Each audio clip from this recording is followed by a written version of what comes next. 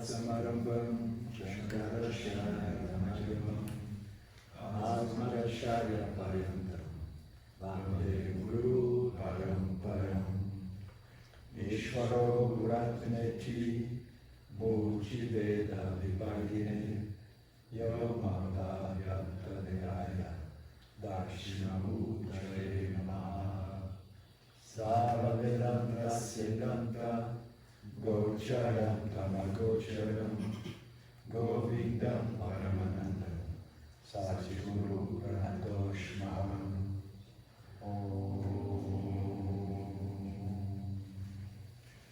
Om Shanti Shanti Shanti Om. O que é a consciência, né? Nós paramos nesse desdobramento dos ensinamentos sobre a consciência. A gente convém lembrar que a consciência, muito frequentemente, é definida positivamente por três palavras, né? Que são Satchitananda.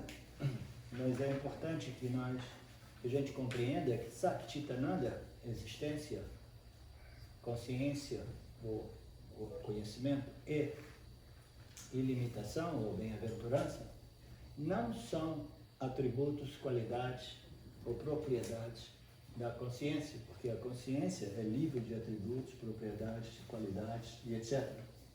Então, o que é Satchitananda, que é o que são as expressões, né?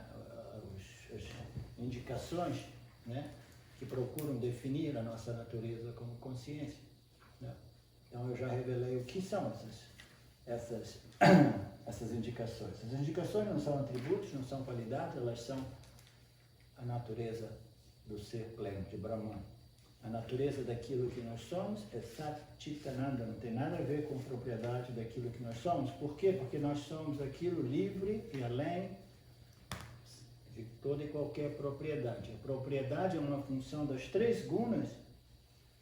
Quando Maya entra em operação, os três gunas vêm a colorir o universo de composições, né? As mais diversas de nomes, cores e formas, todas elas definidas através dessas composições que definem as qualidades, propriedades de cada objeto. Mas o ser, esse princípio, consciência, né?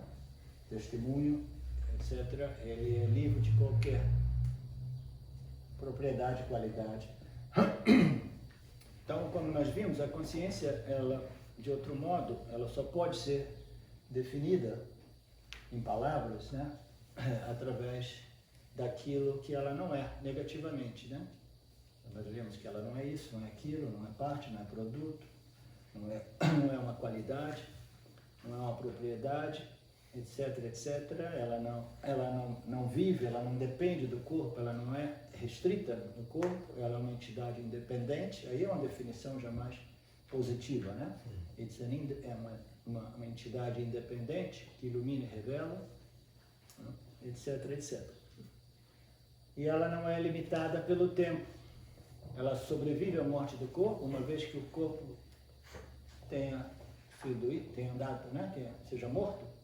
Uma vez que o corpo se tenha ido, interessante essa tradução, hein? Bem a pé da letra, né? Uma vez que o corpo se tenha ido, a consciência já não é mais identificável, né? Porque o corpo é um refletor da consciência, mas ainda assim a consciência está presente, né? A gente já pensou nisso? Um corpo morto, né? Tinha aquela música que eu conheci no meu tempo de garoto. Tá lá o corpo estendido no chão. Vocês lembram? Sim. Então, tá lá o corpo estendido no chão, e como a gente sabe, a consciência, ela pervade tudo, ela penetra, sustenta, pervade, constrói, mantém e desconstrói, deconstrói tudo, né? Então, of course, naturalmente a consciência está ali. Porque tudo é a consciência, é projetado, mantido e destruído pela consciência. Então, por que esse corpo estendido no chão, ele é considerado morto, né? E ele começa esse processo de decomposição? Porque o corpo sutil se desprende do corpo físico.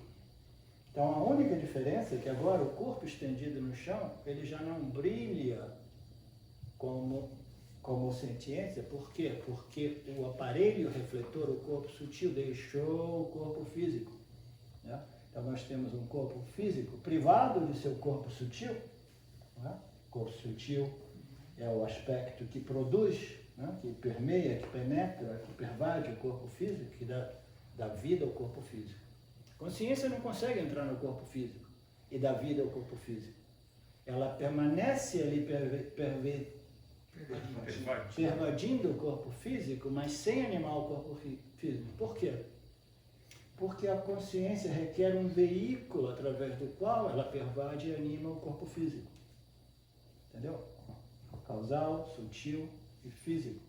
Né? Então, quando a gente vê um corpo físico estendido no chão, a consciência permanece ali, mas sem o veículo médio através do qual ela permeia o corpo físico e o anima, com prana e com sentiência, né? Com consciência.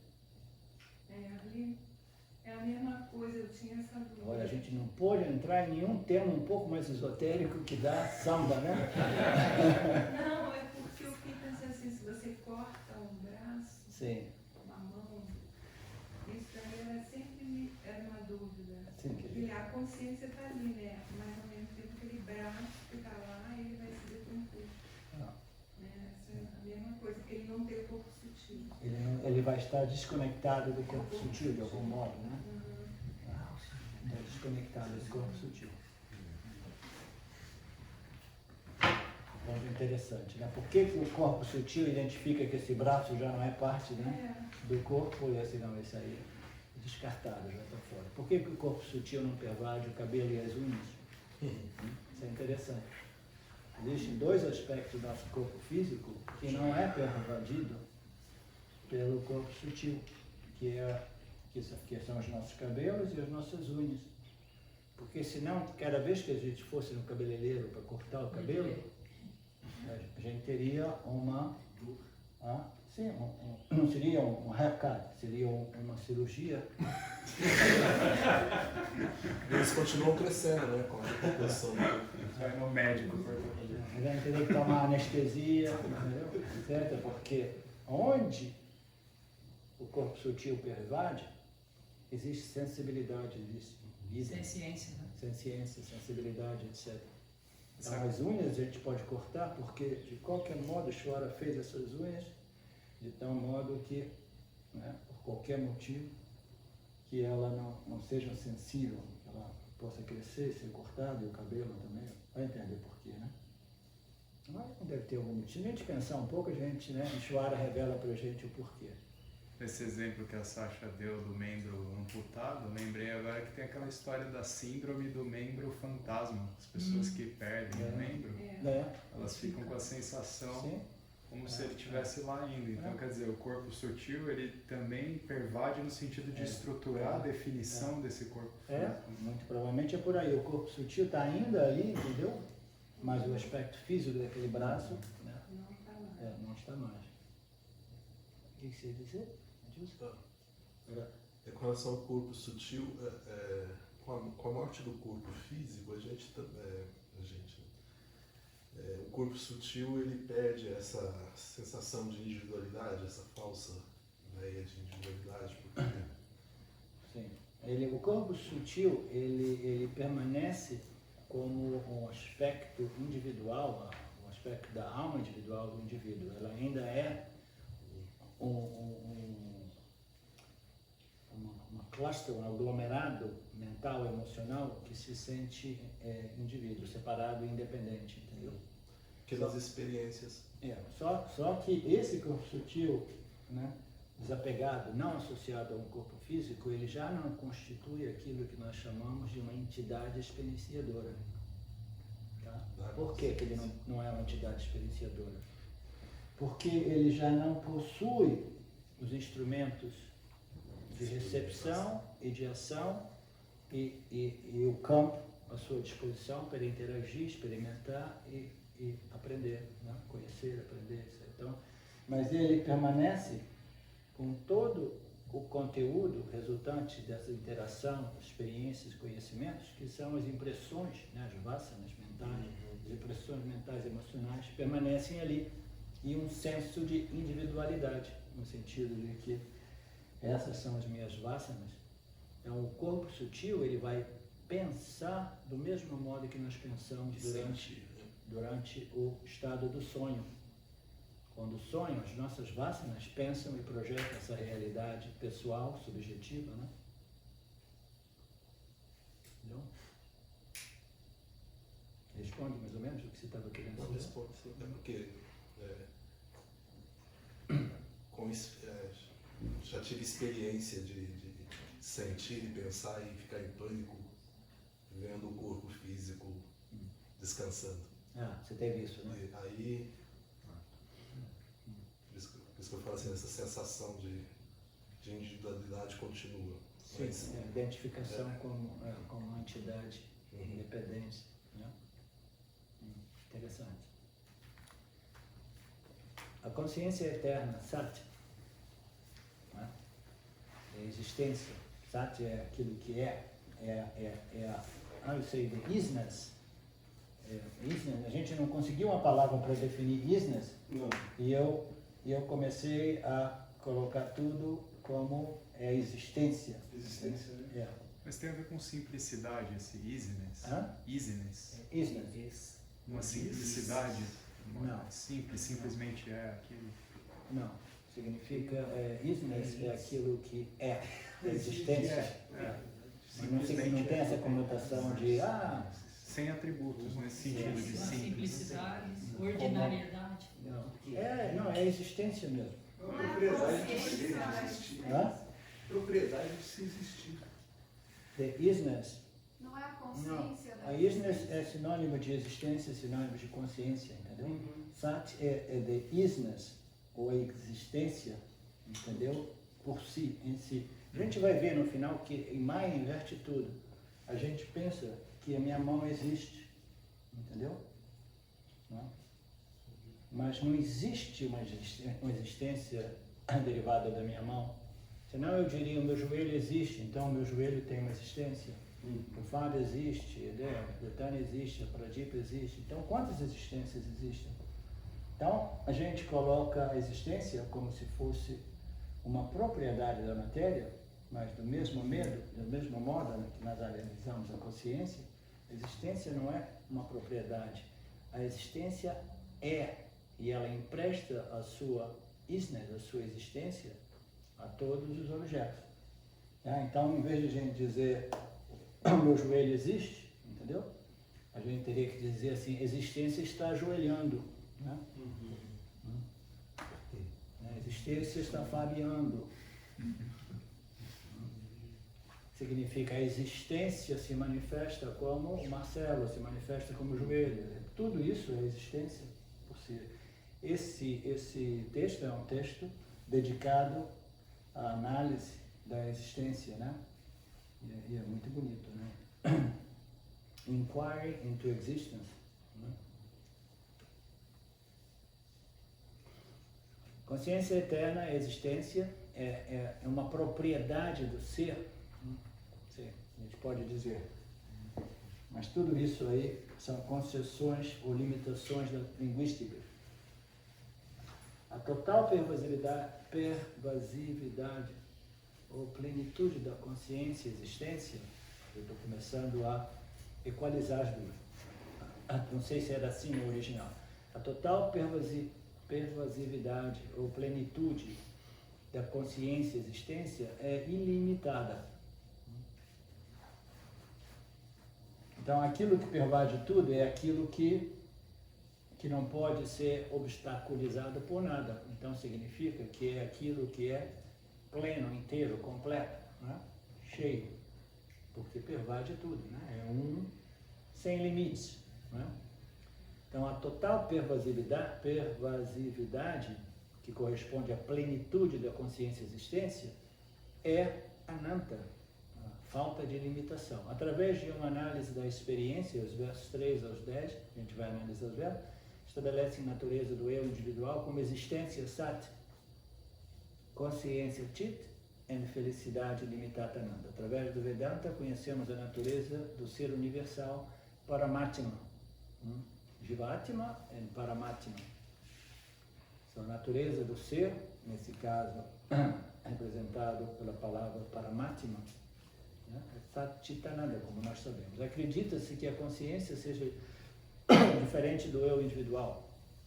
É por isso que precisamos do Vedanta para estabelecer a conexão entre o indivíduo e Jivatma e Paramatma. As escrituras servem a propósito de demonstrar para a gente que fundamentalmente não existe diferença entre o Jivatma e o Paramatma. Mas nós precisamos desses ensinamentos, porque é difícil chegar àquela conclusão sem uma ajudinha do Lord Ishvara.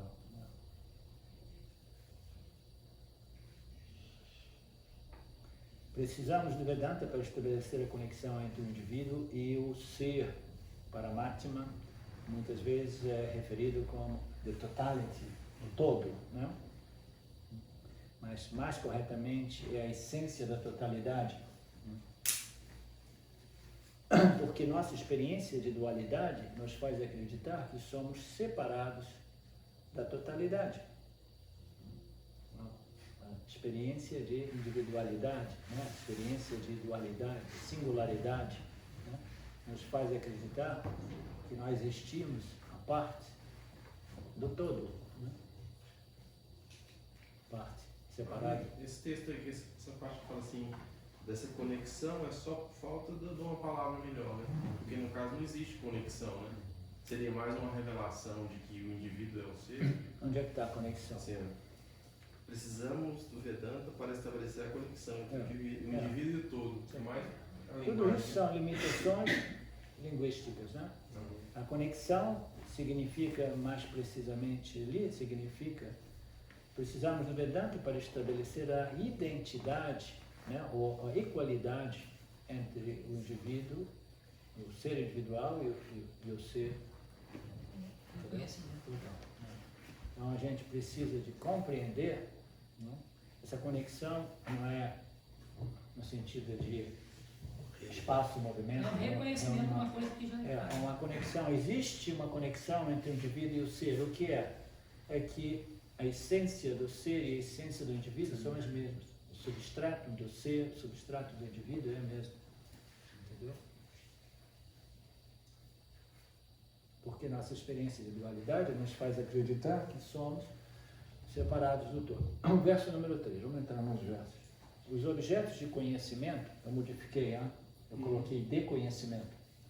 Se você quiser, depois você vai anotando algumas modificações que eu fiz. Os objetos de conhecimento dos sentidos são som, visão, paladar, tato e olfato, que são percebidos no estado de vigília, têm propriedades diferentes. Mas a consciência, a existência, como se diz, barra, né? A existência barra consciência, agora nós estamos começando a equalizar essas duas expressões, né?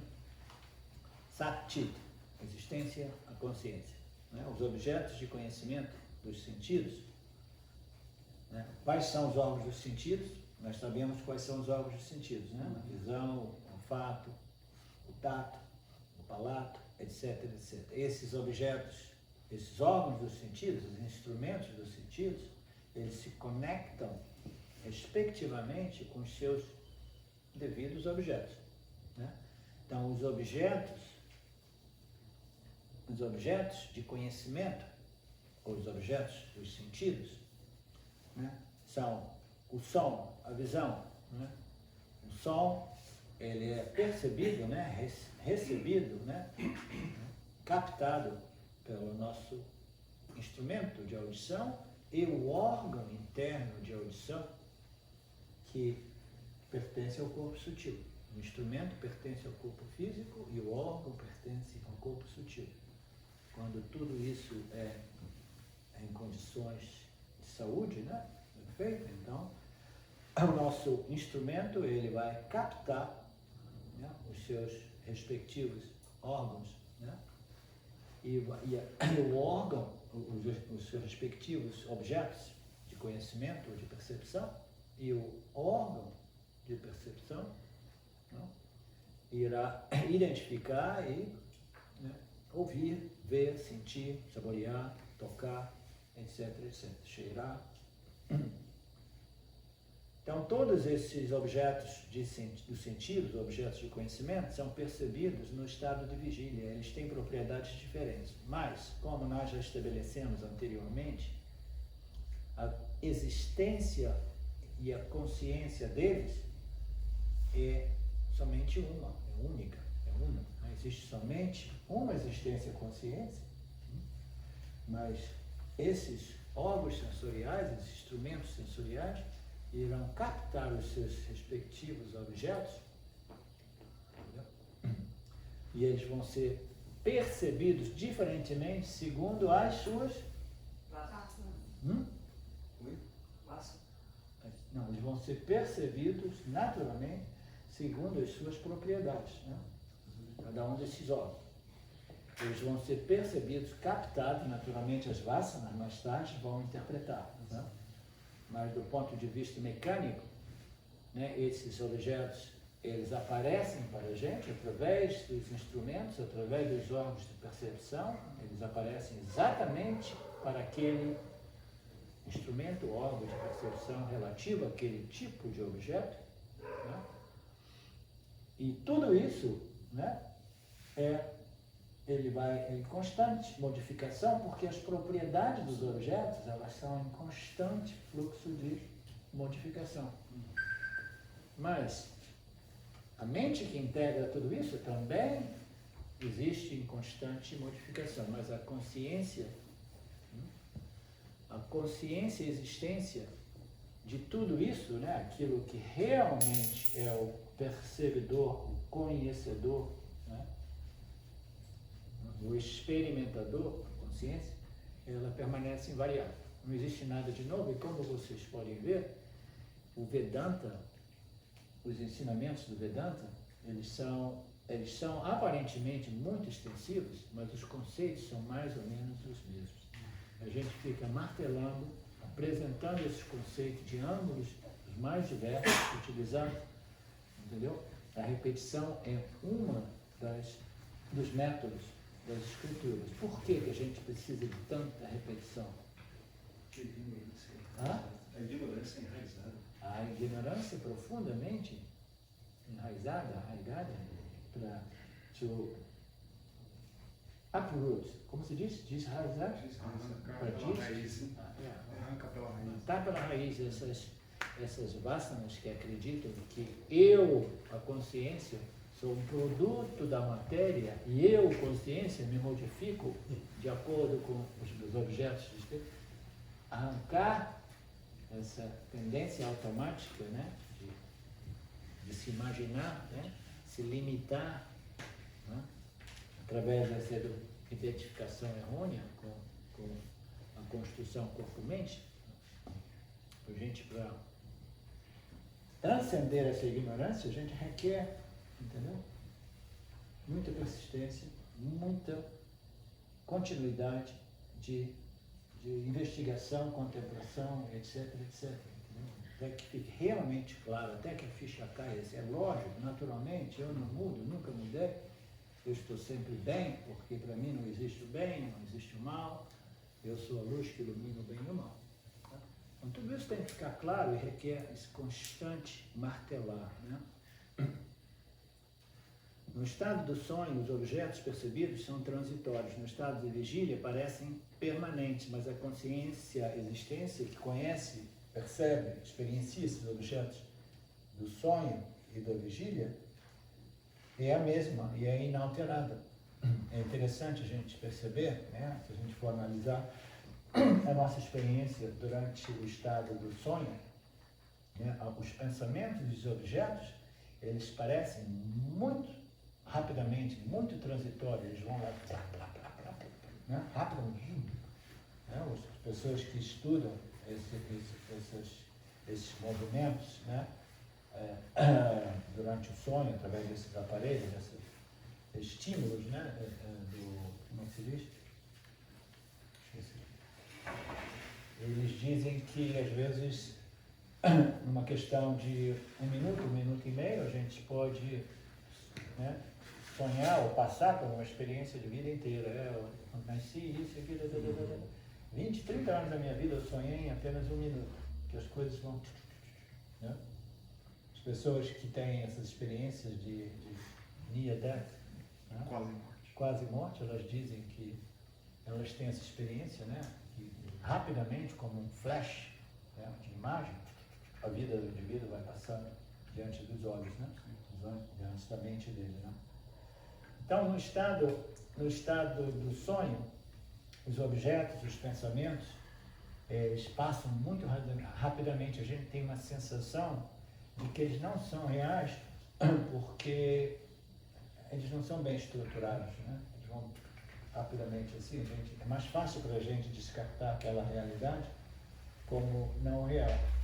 No caso do estado de vigília, né, não se trata somente da minha projeção, mas se trata da projeção de Ishvara, Maya Ishvara, que é uma projeção aparente, mas muito bem estruturada, né, porque existem muitos tamas que grossifica energia, grossifica pensamentos, né, e estabiliza o campo de tal modo que a gente possa, né, experienciar de um tal modo, né, que a gente possa trabalhar de nosso campo, né? Existe uma ordem, existe uma estrutura, o campo dharmico, né, de tal modo que a gente possa contar todo dia, né? Eu posso acordar todo dia de manhã sabendo que o fogo vai permanecer quente, né? Isso é uma ordem, isso é uma inteligência, é uma estrutura.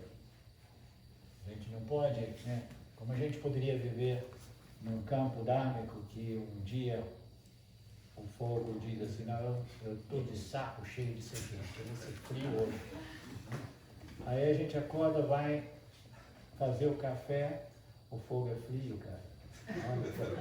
Essa é que é uma fria, né? Então ninguém poderia realmente viver e trabalhar, né, os nossos karmas se a gente não tem essa base, essa estrutura onde cada objeto, cada elemento, né, segue a sua natureza, né, sem surpresa, né, muito bem estruturado. Mas no caso dos sonhos, as coisas são um pouco doidas, né? Quando você vê, você começa a fazer coisas que você não consegue fazer, você começa a viajar no espaço, voar, né? Então tudo é possível no mundo dos sonhos. Mas a consciência, ela permanece inalterada, tanto no estado do sonho, como no estado de vigília. O estado do sonho nos ajuda a entender a natureza imutável da consciência. No estado do sonho é muito mais fácil a gente compreender a natureza imutável da natureza da consciência. Quando você experimenta um sonho, parece que a experiência do sonho muda, mas apenas os objetos mudam, no sonho mudam, né? A gente percebe, a gente sabe disso. Eu sonhei, entendeu? Tinha um personagem, um jiva, com o qual eu estava identificado, e tinha todos esses objetos, e eu não tenho nenhuma dificuldade de compreender que eu sou esse princípio testemunho, e eu não me modifico, porque eu vejo esse jiva, diferentemente do estado de vigília, eu vejo ele mais objetivamente, entendeu? Nós vimos o sonhador e o sonho, e os objetos do sonho. Então é muito mais fácil a gente perceber a nossa natureza como esse princípio testemunho, que não se modifica, e perceber o sonhador, os sonhos com seus objetos. Naturalmente, no estado de vigília é mais difícil, porque nós temos mais dificuldade de nos percebermos como jivas objetivamente, né? Nós pensamos que somos os sujeitos, né? À medida que os objetos mudam, o próprio estado do sonho permanece o mesmo. Não há diferença real entre o sonho e a vigília, exceto que a duração dos objetos que são apresentados em mim, como consciência, é diferente. No estado do sonho, são imagens, são pensamentos, imagens que vão lá e pum, né? Isso lá. Flashing. Né? No estado de vigília, eles são bem estruturados. Eles são aparentemente permanentes, porque a mudança é tão gradual, né, que a gente vai no espelho e diz, ó, como eu sou bonito e jovem, né? Aí no dia seguinte, como eu sou lindo, eu não envelheci ainda, né? Aí um dia quando você vai lá e vê, você vê um cabelo branco, né? Aí você fala, não, isso não é possível, eu nunca envelheci. Aí você vai lá com uma pinça e você tira aquele cabelo branco. Aí depois de 2, 3 dias você vê outros 2 cabelos brancos. Aí quando você se dá conta, você fala, eu também estou envelhecendo. Comecei a envelhecer, na verdade, eu comecei já a morrer quando eu nasci, né? A propósito de mudanças, eu falei com a Silvia um pouco antes aqui, está rolando essa história do coronavírus, está explodindo na Europa. Sabe o que está acontecendo a Bérgamo? Da noite para o dia, eles descobriram 6 casos, fecharam as escolas, os supermercados estão já mais para vazios, então nem metade cheio, todo mundo correndo para pegar comida, com medo de que todos os locais públicos sejam fechados, entendeu? Não existe máscara de proteção para comprar no lugar nenhum já dá muito tempo. Hã? Não brinca. É incrível, né? A gente está aqui, né? E lá as pessoas começam a realmente sofrer um impacto de uma epidemia que pode realmente, né, ser séria, né? Chegar aqui. Acho que a gente tem que ficar por aqui, não sei nada. Acho a hora que chegar no Brasil, fujam para as florestas. Não, porque ela se prolifera em clima frio, né? Ela precisa daquele ambiente de inverno que é propício à proliferação de gripes e resfriados e viroses, né? Essas coisas. Então vai chegar no Goiás lá. Eu não sei. Cara, quem... Dizem que chegar lá vai morrer primeiro. Todo mundo para o paraíso. Vamos ver, porque as notícias ali, elas estão escalando diariamente, né? A Silvia não sabe nem se ela vai conseguir vir ao Brasil. Se ela vier, muito provavelmente, ela vai ficar presa aqui, né? Possivelmente, se a coisa for escalando assim, porque eles não têm nenhuma perspectiva de uma vacina que não seja para um ano ou alguma coisa, entendeu?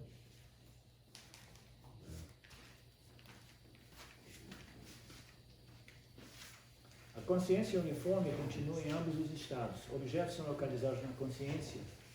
Objetos são localizados na consciência. Né? Esse é um ponto interessante. Localização dos objetos.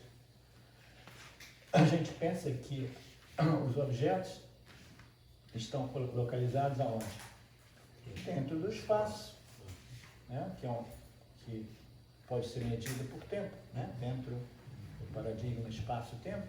Os objetos, e a gente até fala isso, o espaço acomoda todos os objetos dentro do espaço. Então, a gente diz que os objetos são localizados lá fora no espaço.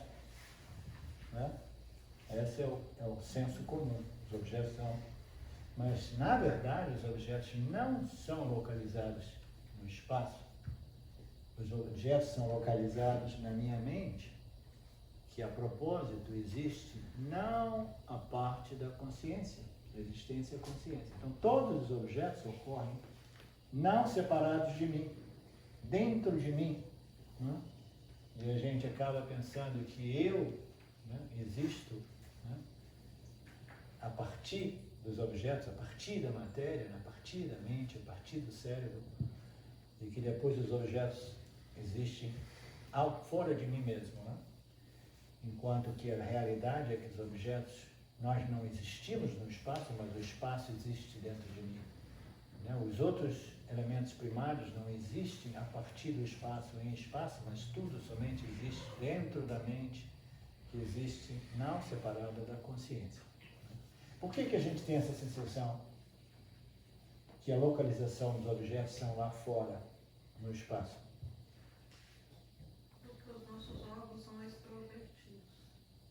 Sim. Mas mais a dificuldade nossa de compreender que tudo ocorre somente dentro de nós mesmos é porque nós estamos identificados com o corpo. À medida que nós somos identificados com o corpo, a gente se vê dentro dessa dimensão espaço-tempo e a gente vê os outros corpos inertes ou corpos sencientes, a gente vê, né, separados e distantes de nós. Então, tudo isso nos dá, assim, tudo isso é problema primário e fundamental, é a definição daquilo que nós somos. Se eu sou a condição corpo-mente, tudo que ocorre, ocorre fora de mim mesmo. No momento que eu reivindico, compreendo, reivindico e assumo a minha identidade como consciência, aí eu sei que todos os objetos, eles aparecem e desaparecem dentro de mim. Não? Está funcionando ainda? Tá. Vamos ver agora. Perfeito. O corpo físico aparece no sonho como um objeto. E isso é mais fácil a gente perceber. No estado do sonho é muito mais fácil perceber que os objetos, o sonhador e o sonho, não existem a parte de mim, separados de mim. É muito mais fácil perceber que o sonhador e o sonho, eles são nada mais nada menos do que um fenômeno que ocorre dentro da minha mente, né? No caso do sonho. O estado de vigília é um pouco mais, né, requer um pouco mais de contemplação para compreender que tudo ocorre dentro da mente e que a mente existe não separada da consciência. A gente vai ver tudo isso muito minuciosamente. O corpo físico aparece no sonho como um objeto do sonho. O corpo do sonhador é considerado real, assim como é no estado de vigília. Os objetos do sonho são pensamentos, portanto, o corpo do sonho é um pensamento. O corpo do sonho é um vriti, o vriti é um pensamento, entendeu? O corpo do indivíduo jiva no estado de vigília também é um vriti, também é um pensamento. Que pensamento é esse? Eu sou, né? Eu, pensamento eu, o pensamento primordial, eu, aquele pensamento que ocorre naquela idade, né, de 2 anos, 2 anos e meio, quando, né, aquele organismo vivo se torna autorrefletivo e eu existo, eu sou. Né? Então esse é o pensamento primordial. Existe esse eu do sonho, existe o eu do estado de vigília. O corpo físico aparece no sonho como um objeto do sonho, o corpo do sonhador é considerado real, assim como é no estado de vigília. Objetos de sonho, por que a gente diz que é considerado real? Porque às vezes a gente está sonhando e a gente se identifica de tal modo com o sonhador e com os eventos do sonho, que a gente acorda gritando, ah! Aconteceu isso, né? Todos nós, né? Suando frio, gritando, ah! Que isso? O que aconteceu? Ah, era um sonho. Eu contei para você o sonho que eu tive na Índia, né? Que foi mais do que um sonho aquilo ali.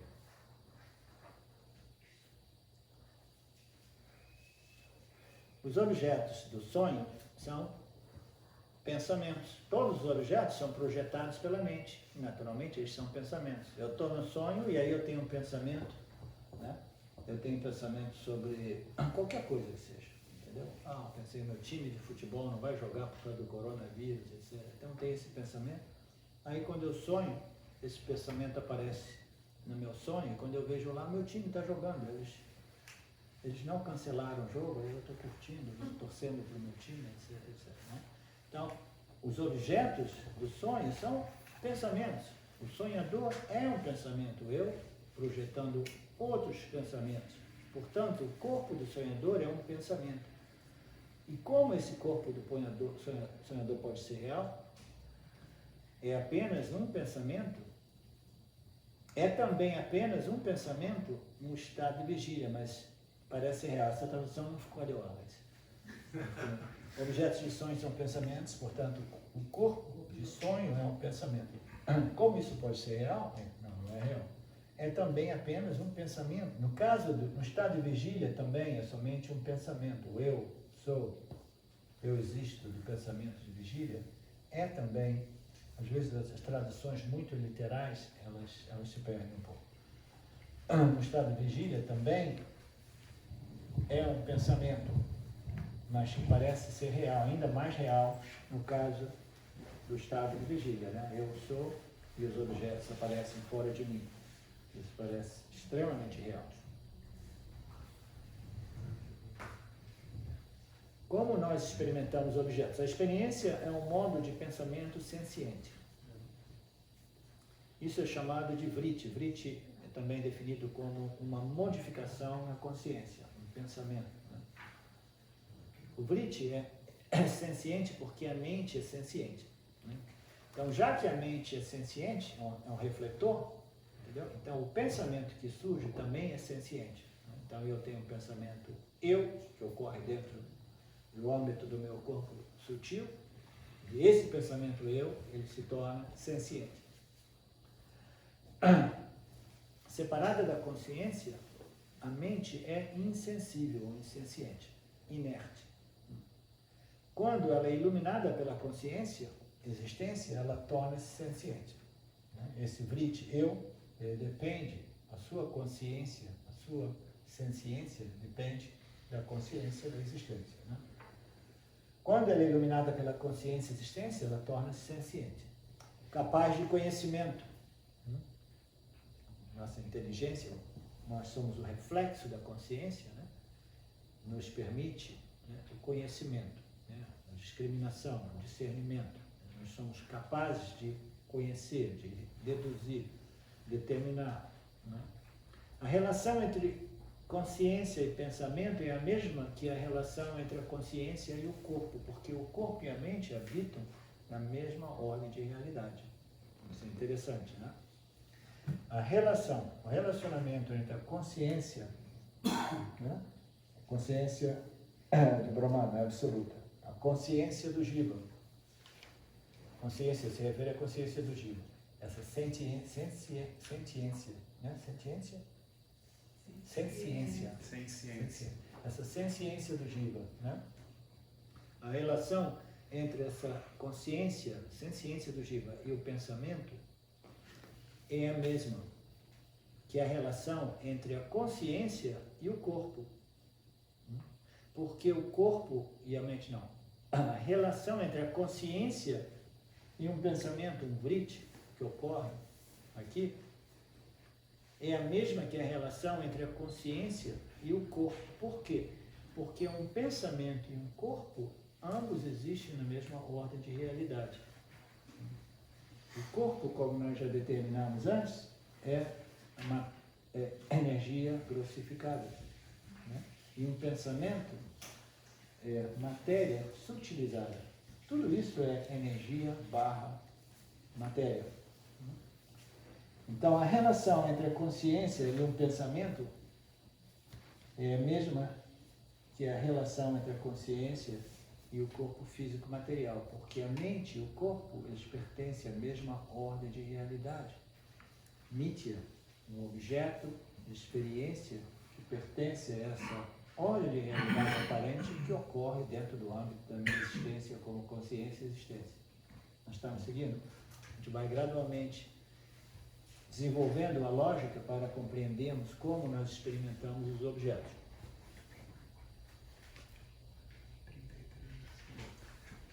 Assim como a consciência não é uma parte do corpo, ela não é uma parte do pensamento e nem é uma propriedade do pensamento. Né? Então, a consciência, antes a gente diz, não é uma parte, não é uma propriedade, não é o produto do corpo, e agora está dizendo que não é uma propriedade, uma parte, um produto do corpo, como também não é uma propriedade, uma parte, um produto da mente, do pensamento, entendeu? Por quê? Porque o pensamento e o corpo pertencem a essa ordem de realidade aparente chamada Nitya, e a consciência é Satya. Então, a consciência é livre do corpo e da mente, e jamais um produto ou uma propriedade do corpo ou da mente. Assim como a consciência é um fator independente que torna o pensamento senciente e o corpo, né, vivificado, vivo, né, como se diz? Mobile? Móvel. Obrigado. É um fator independente que torna o pensamento senciente e o corpo móvel. A consciência não é afetada pelo tamanho, forma ou duração de um pensamento. Os pensamentos, eles são um produto de Maya, e a consciência não é afetada de modo algum, né, por nenhum tipo de pensamento. Então, as pessoas que pensam que a minha consciência está se expandindo porque eu todo dia eu repito o meu mantra, né? O mantra Rama Krishna, Rama Krishna, e a minha consciência está se expandindo, né? Não, a consciência jamais se expande, jamais é afetada, independentemente do tamanho, da forma ou duração de qualquer pensamento, seja ele mundano, físico, material ou espiritual. Entendeu? Por quê? Porque elas pertencem a duas ordens de realidades aparentemente distintas da única realidade não dual, una, chamada consciência. É importante que a gente compreenda isso. Quando a gente diz que existem duas ordens de realidade, imediatamente nós estamos nos contradizendo. A gente fala, existem duas ordens de realidade, Satya e Mithya. Ela diz, mas que papo furado é esse? Né? A gente chega no Vedanta e as pessoas dizem, não, isso aqui, a realidade é não dual, existe somente um ser, uma existência, cuja natureza é una. E agora o Vedanta diz que existem duas ordens de realidade, Satya e Mithya.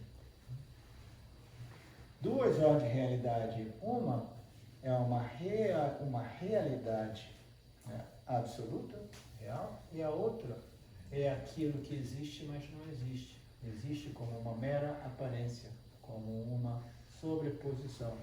Né? Então, quando nós dizemos que a consciência e qualquer fenômeno que ocorre no mundo sutil e no mundo físico aqui, essa consciência jamais é afetada por qualquer que seja o objeto, grosso, denso ou sutil, né? A gente está dizendo que elas não se afetam porque se tratam de duas ordens de realidade da realidade única não dual. Em realidade, em inglês é mais fácil dizer isso. Isso não vou nem repetir porque a maioria de vocês não entende o inglês. Mas são duas ordens de realidade da realidade única, digamos assim. Porque, na verdade, existe somente uma ordem de realidade, que é o ser, a consciência e a existência. Mas essa realidade aqui é uma realidade aparente, tal qual uma miragem no deserto, entendeu? Que ainda assim é experimentada pelos jivas, experienciada pelos jivas. Mas a natureza de Satya não é afetada pelos objetos de Mithya, sejam eles densos ou sutis. São um exemplo mais fácil de ver. Né? No meio da noite eu tenho um sonho. E eu estava morrendo de raiva de uma pessoa. Aí, no meu sonho, eu vou e eu agrido, né? Agrido? Eu agrido. Eu violentamente insulto, agrido essa pessoa, etc. Acordo, né, todo excitado porque eu estava brigando, insultando essa pessoa, etc, etc. Aí, quando eu acordo, eu me sinto tão mal, tão culpado, que a primeira coisa que eu faço é pegar o telefone e pedir desculpa para a pessoa. Aí a pessoa vai me responder do mesmo modo que os paulistas dizem, imagina, era só um sonho, né? É isso, cara, isso não é real. Por quê? Porque aquilo que ocorreu no sonho, entendeu? Não afeta, né, as experiências da realidade do Vyavaharika Satya, a projeção de Ishvara. Se eu cometo um crime, eu vou na delegacia de polícia, olha, estou vindo aqui para confessar o meu crime, eu roubei um banco essa noite, peguei lá todo esse dinheiro, entendeu? Eu não resisti à tentação, porque eu sou um wrecker, não, etc. Roubei, transferi todo para a minha conta, etc. Mas me senti culpado e estou aqui. Aí ele vai perguntar, qual era o banco, onde é que é a localização física desse banco? não, isso eu não sei bem, porque esse banco estava localizado no meu sonho.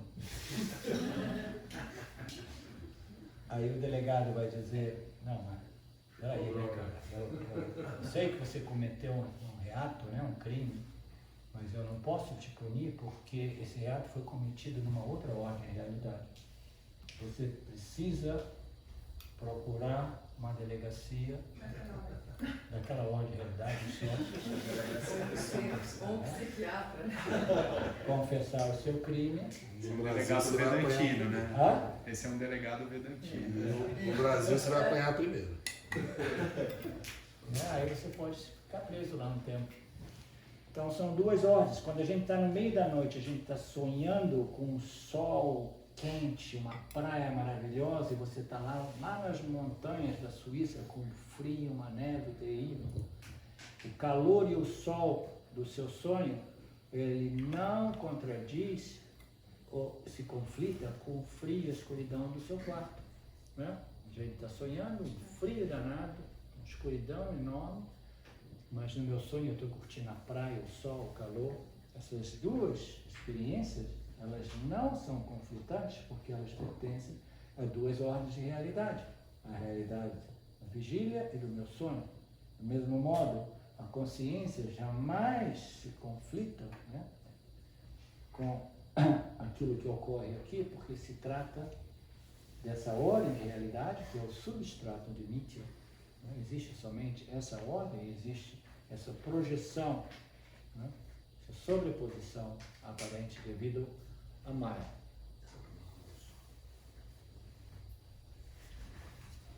A consciência não é afetada pelo tamanho, forma ou duração do pensamento, ela precede o pensamento e permanece quando o pensamento morre.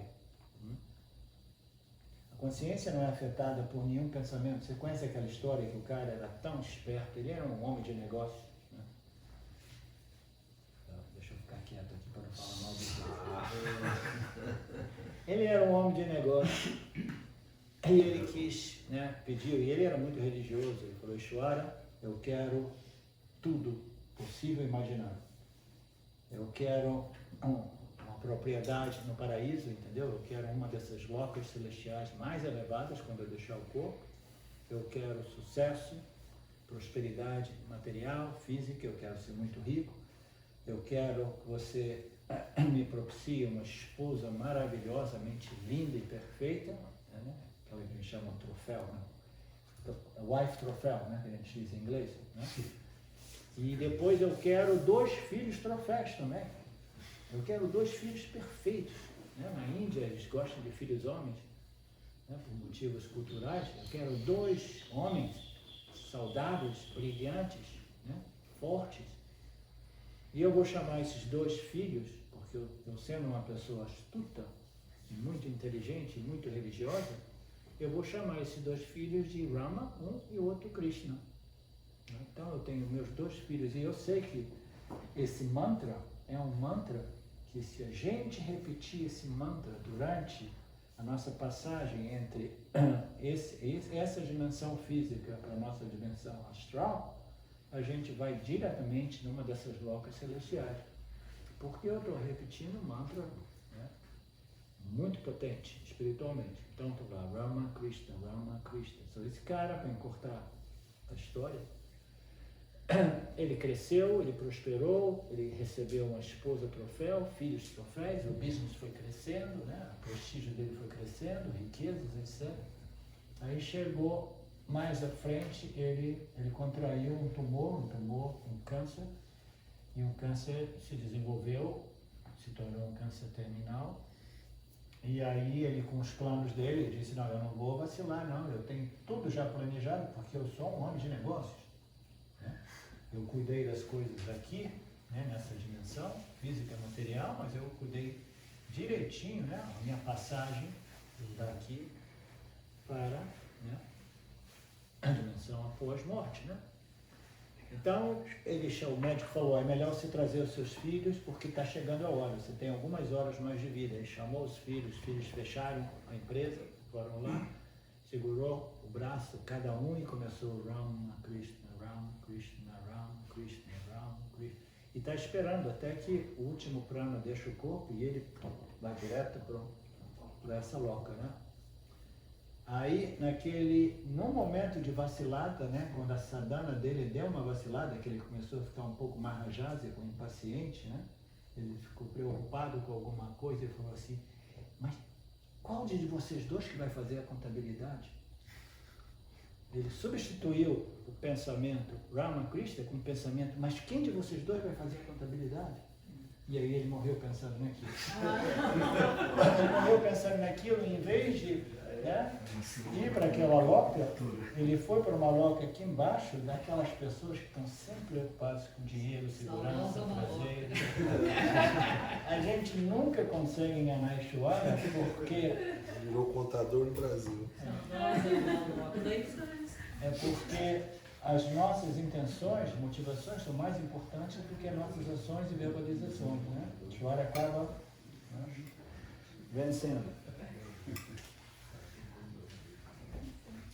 O fluxo das nossas experiências é consequência da corrente contínua de pensamentos surgindo e desaparecendo na consciência.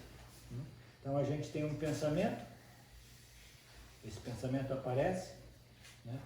Ele é entretido. Ele é entretido pelo momento, né? Aí dependendo do estado da nossa mente, né?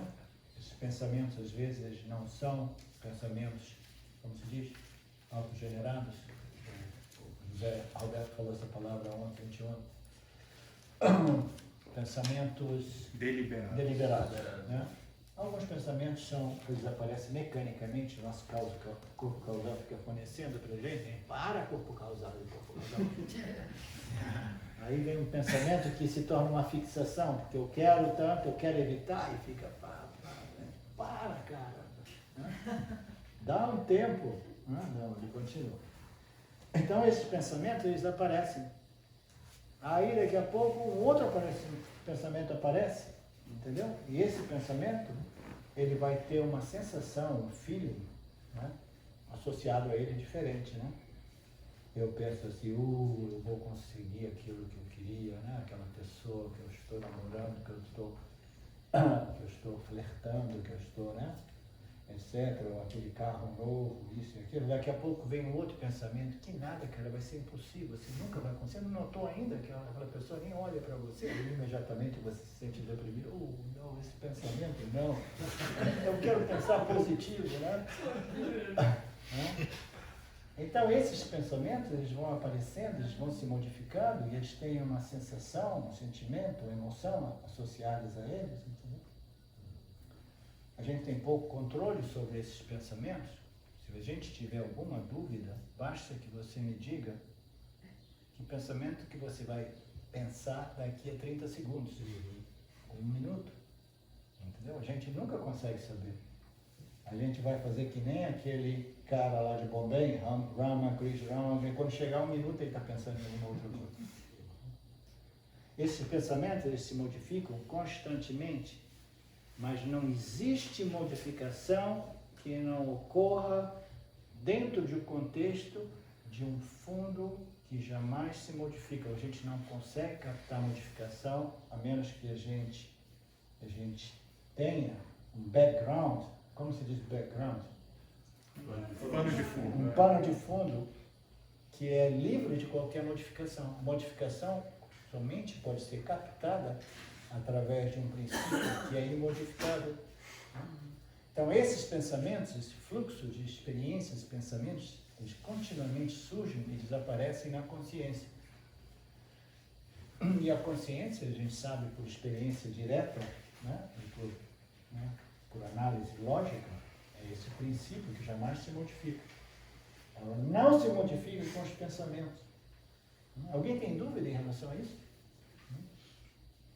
Tem, porque existem filosofias espirituais que dizem assim, não, os pensamentos, eles ocorrem, entendeu? A partir dos objetos, entendeu? Os objetos aparecem, aí aparece um pensamento e aí a consciência aparece. Você não vai acreditar, mas existem diversas filosofias que dizem que a consciência, ela aparece com os pensamentos. Aí a gente tem que dizer, ok, então, antes desse pensamento ocorrer, você existia ou você não existia como existência consciência? Você sempre estava presente, porque você é aquilo que percebe a aparição de um pensamento, né, que é entretido por um momento, aí ele é substituído por um outro pensamento. Então, você desaparece quando o pensamento desaparece. Essas pessoas que dizem isso, eu estou falando de Neo-Advaitas, entendeu? Não sei se vocês ouviram falar de Bentino, Massaro, tinha um período de tempo que falava sobre isso, 10 anos atrás, que a awareness, a consciência, era um produto do pensamento, corria com o objeto do pensamento, entendeu? Então, não, você existe antes, o pensamento ocorre dentro de você, ele se modifica e você não desaparece, senão você teria que desaparecer, aparecer, desaparecer, desaparecer, desaparecer. Com cada pensamento você desaparece, desaparece. Não, a gente sabe que a nossa existência, a consciência é contínua. Você já se imagina, né? Eu quando apareço com um pensamento, ótimo, apareci, estou existindo. Aí não existe nenhum pensamento, não existe nenhuma experiência, and then a minha consciência desaparece. Com a consciência, a minha existência desaparece.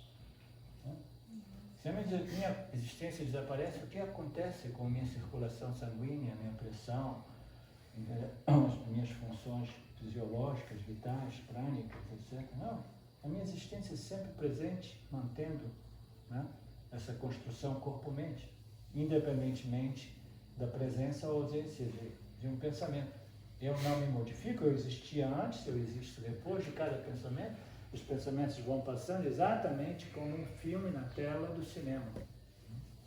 E eu permaneço exatamente como a tela, absolutamente não modificada. A consciência não surge e não desaparece. Ela não vem e não vai. Embora pareça que ela muda, isso ocorre quando ela está confundida com os pensamentos que ela ilumina. Eu sou o iluminador de tudo que existe nesse universo aparente.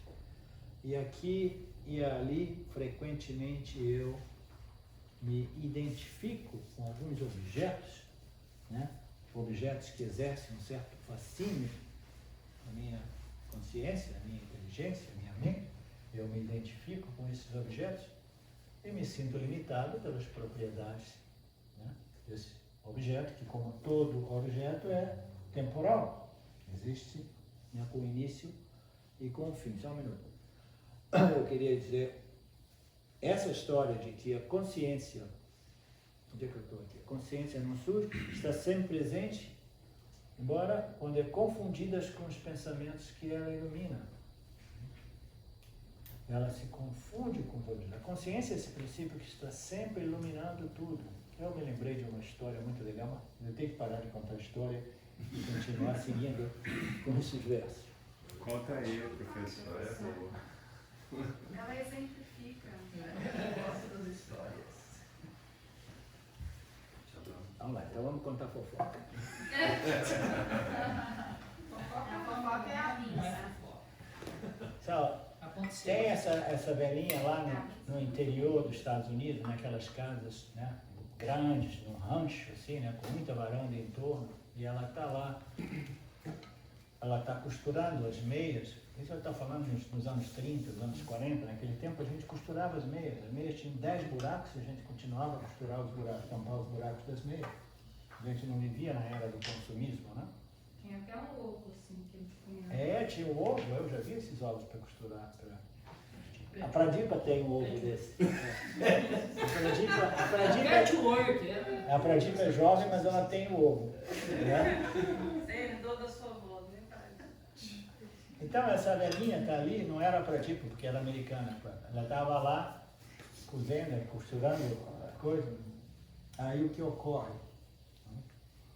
Era na tarde, assim, ela perdeu a agulha dela, era a única agulha que ela tinha.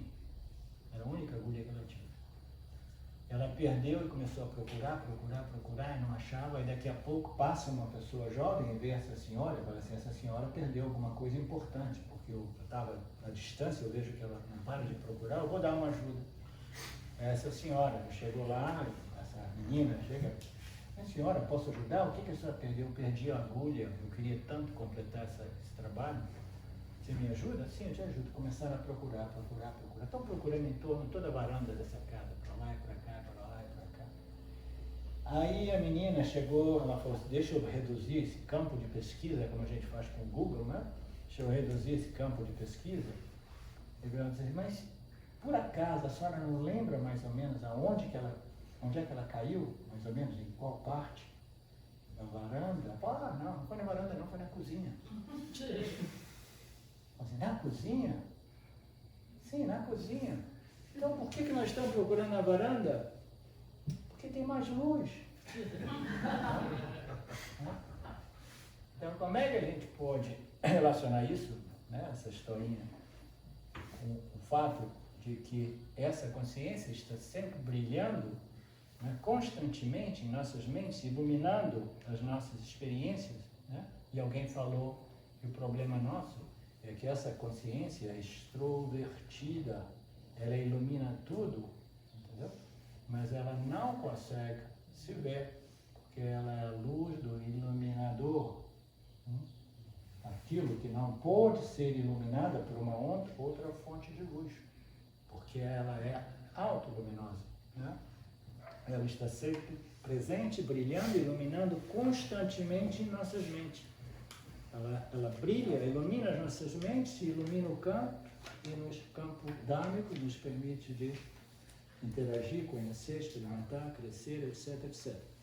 Ela jamais se modifica, ela pervade todo o pensamento e ela existe entre os intervalos dos pensamentos. Antes, durante o pensamento chega, o pensamento não obstaculiza a consciência. Isso é importante, porque as pessoas que acreditam que os pensamentos são um obstáculo para o reconhecimento dessa luz que brilha sempre, elas estão extremamente enganadas. São as pessoas que acreditam que a iluminação requer a total remoção de pensamentos.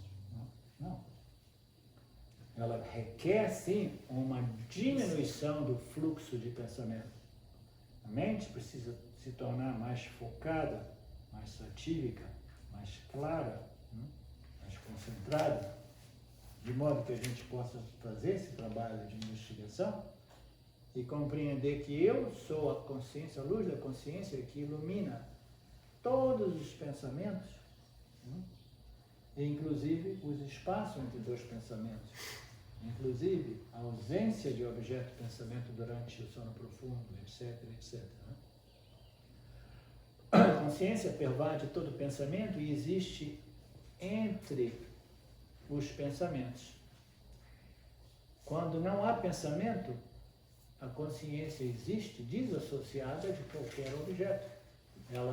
Ela permanece como o quê? Como o iluminador, sem que exista um objeto no qual eu refleta, né?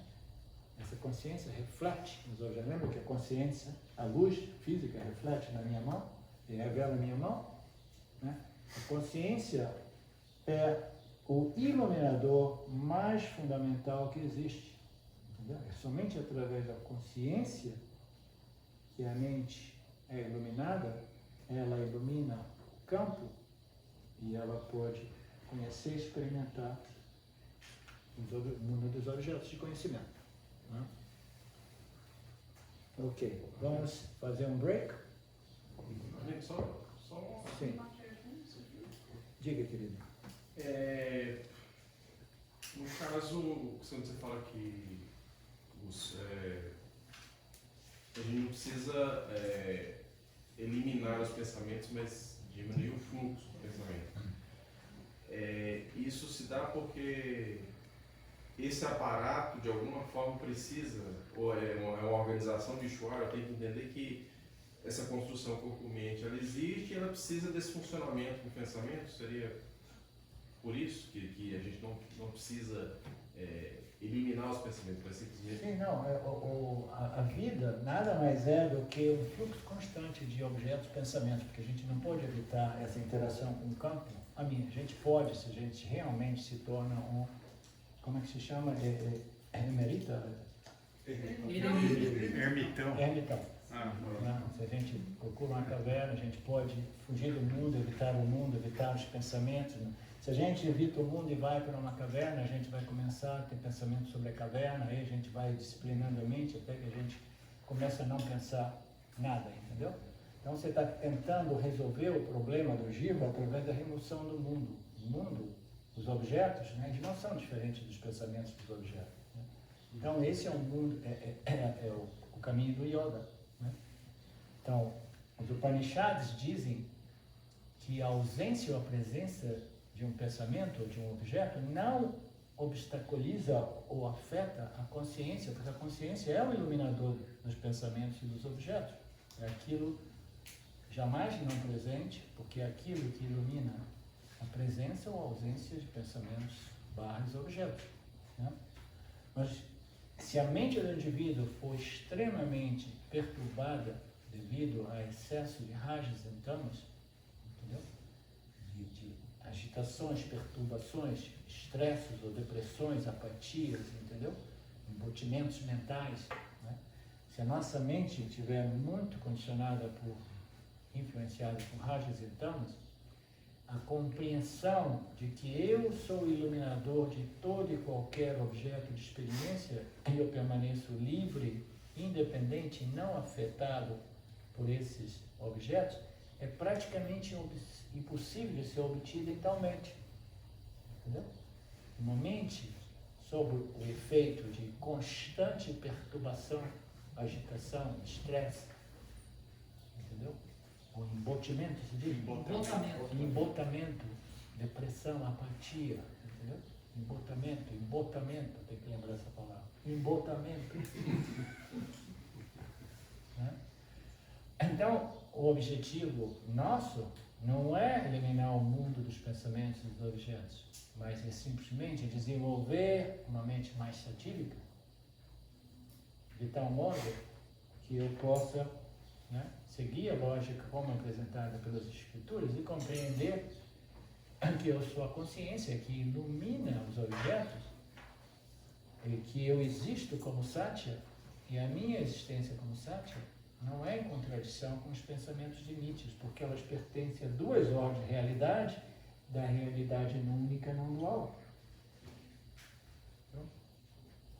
Então, de novo, o nosso objetivo não é eliminar o mundo dos pensamentos e dos objetos, mas o nosso objetivo é cultivar e desenvolver mais Sattva, porque com Sattva é responsável por foco, clareza mental, entendeu? Flexibilidade para acomodar conceitos novos, entendeu?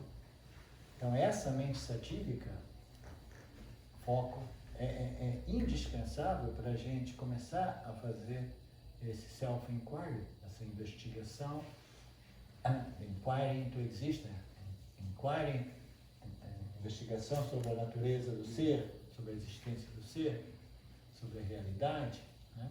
Isso é uma ciência que requer uma mente focada, né? Purificada, refinada, sutilizada, estável, entendeu? Mas não significa dizer que a gente precise de uma non-mind, porque a non-mind, quando a mente e o intelecto são suspensos, elas não servem o propósito de obter o autoconhecimento. Você precisa obter o conhecimento, e para isso você precisa do pensamento primordial, eu sou o investigador. Eu quero descobrir a minha real natureza. Esse pensamento precisa permanecer sempre ali, entendeu? E o que é a meditação vedantina? É um fluxo constante de uma família de pensamentos, entendeu? De mesma natureza, todas elas em torno dessa investigação sobre a natureza daquilo que eu sou como consciência. É um fluxo constante de pensamentos, né, direcionados. Seria os Mahavakas, Não? esses Mahavakas que chamam? Os ensinamentos de um modo geral. Ensinamentos de um modo geral. De modo geral. Tudo isso que a gente está fazendo aqui, que a gente faz nos webinars, que a gente faz sozinho em casa. Om Purnamada